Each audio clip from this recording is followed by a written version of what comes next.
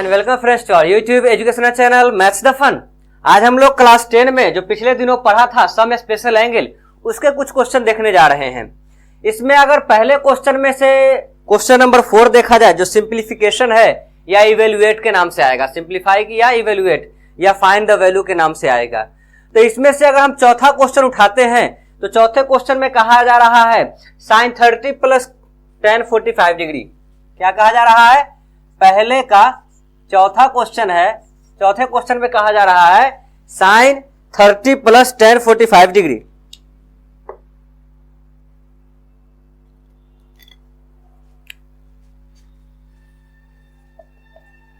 sin 30 plus tan 45 degree minus cosec 60 degree minus cosec 60 degree by sec 30 plus cos 60, sec 30 plus cos 60 plus cot 45 plus cot 45 degree. sin 30 tan 45 minus cosec 60 sec 30 cos 60 cot 45। Great. अब हम यहां value put करेंगे। sin 30 is equal to क्या होता है? 1/2। tan 45 1, cosec 60 sin 60 root 3/2, उसका हो जाएगा 2/√3। sec 30 cos 30 क्या होता है? √3/2, 2/√3 क्या हो जाएगा? 2/√3 plus cos 60 1/2 plus cot 45, cot 45 क्या हो जाएगा? 1, tan 45 का रेसिप्रोकल। अब इनका हम एलसीएम ले लेते हैं तो ये हो जाता है 2√3 और ये हो जाएगा √3 प्लस 2√3 माइनस 4 बाई, इसका एलसीएम हो जाएगा 2√3 और ऊपर में हो जाएगा 4 प्लस √3 प्लस 2√3 बाई 2√3। ये 2√3 से 2√3 कट सकता है या हम पलट के भी काट सकते हैं। अब यहां पे ये क्या हो जाएगा? 3√3 माइनस 4 बाई 3√3 प्लस 4। इसको हम सिंप्लीफाई कर देंगे, रेशनलाइज करेंगे। किससे करेंगे? 3√3 माइनस 4 और 3√3 माइनस 4, इसका अपोजिट रहेगा, है ना। अब ये क्या हो जाएगा? 3√3 का स्क्वायर माइनस 4 का square, a plus B into A minus B, A square minus B square, A minus B का होल स्क्वायर, 3√3 का whole square minus 2 into 3√3 into 4 और प्लस 4 का स्क्वायर। 3 तिहाई 9 तिया 27 माइनस 2 तिहाई 6 चौके 24√3, 2 तिहाई 6 चौके 24√3 प्लस 16 बाई 27 माइनस 16। अब ये क्या हो जाएगा? सिंप्लीफाई करेंगे तो यहां पे कर दे रहे हैं 7 6 13, 2 1 3 और 1 4, 43 माइनस 24√3 बाई 11। यही हमारा आंसर हो जाएगा। पहला क्वेश्चन इस तरह से हमारा बन जाता है। अब अगर हम दूसरे क्वेश्चन पे आते हैं तो दूसरे में से कोई एक क्वेश्चन आपको हम बता दे रहे हैं वैल्यू निकालने वाला। तो चलिए दूसरे के भी हम चौथे पर आते हैं। किस पे आते हैं? दूसरे के चौथे पे आते हैं। 2 tan 30 डिग्री दिए हुए हैं, 2 का 4, 2 tan 30 डिग्री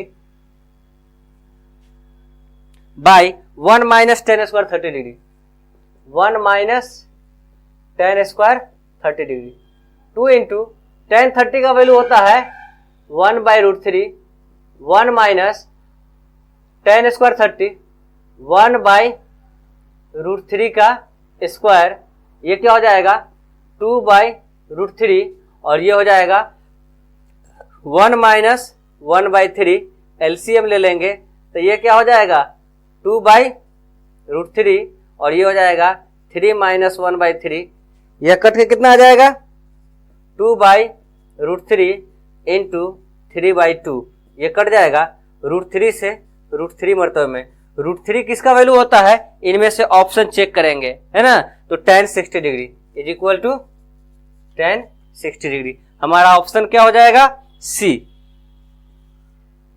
अब इसी तरह से अगर हम चौथे क्वेश्चन की बात करें, किसकी बात, सॉरी तीसरे क्वेश्चन की बात करें, tan a plus B is equal to √3, तो यहाँ पे √3 किसका वैल्यू होता है, हम इसको क्योंकि एक ही क्वेश्चन है तो नहीं सॉल्व कर देते हैं। चलिए आप लोग इसका दूसरा क्वेश्चन बना लीजिएगा, देख लीजिएगा, या हम इसी तरह का एक दूसरा क्वेश्चन ले लेते हैं जो कि आपको एग्जाम्पल में दिए हुए है, उसमें काम समझा देते हैं ऑन वर्ड में, अपने जुबान में, है ना, तो आपको ज्यादा सहूलत होगी। एक क्वेश्चन आप एक्सरसाइज वाला प्रैक्टिस कर लेंगे। क्लियर।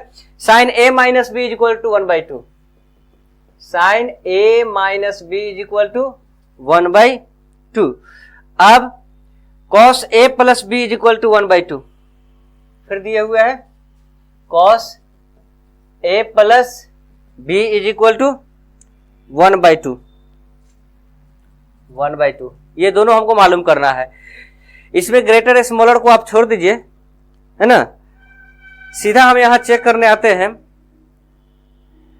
तो सबसे पहले 1/2 साइन में किसका वैल्यू होता है, टेबल याद है,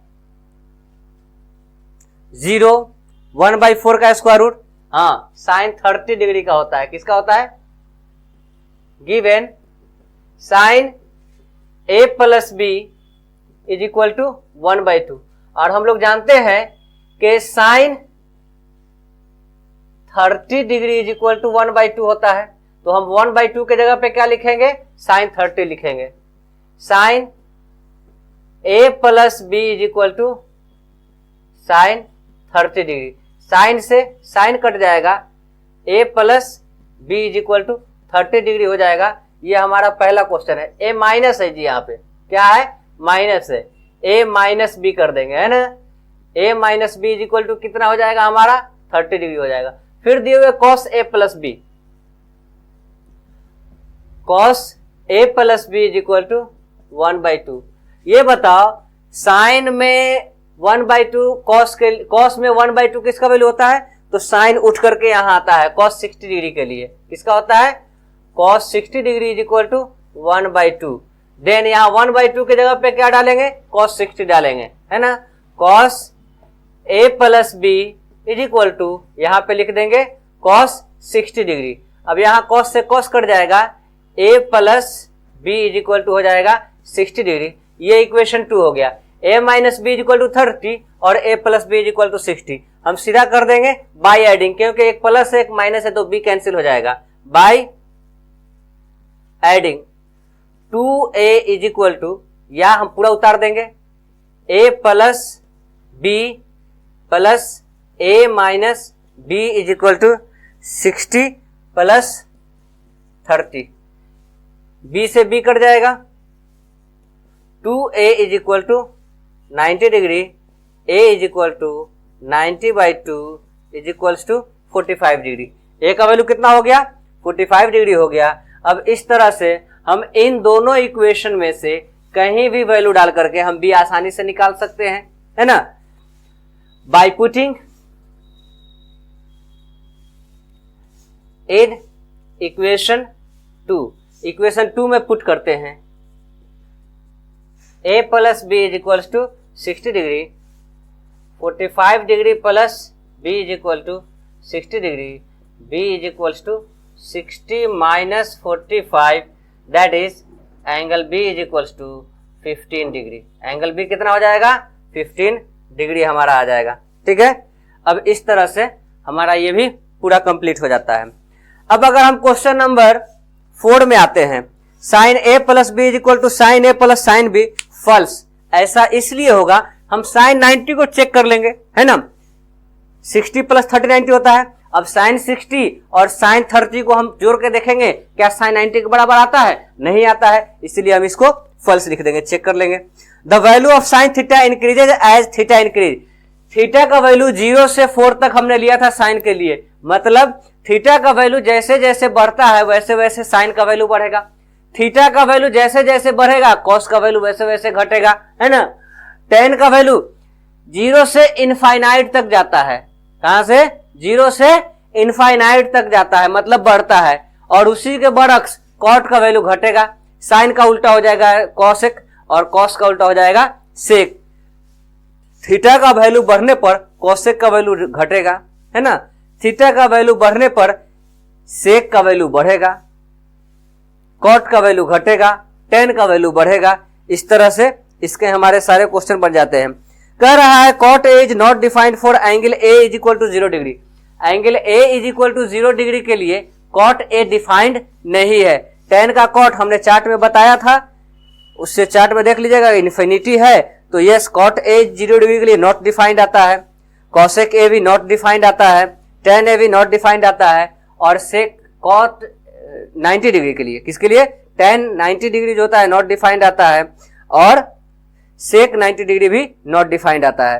तो हम इस एक्सरसाइज को कंप्लीट मानते हैं। अब अगले रोज trigonometric ratios with complementary angle, किसके लिए? अगले रोज हम लोग कॉम्प्लीमेंट्री एंगल पढ़ने वाले हैं। तब तक के लिए सारे एक्सरसाइज को कंप्लीट कीजिए, ठीक है। वीडियो को लाइक कीजिए, चैनल को सब्सक्राइब कीजिए, कर चुके हैं तो दोस्तों के साथ शेयर कीजिए ताकि वो लोग भी फायदा उठा सके। Thank you very much.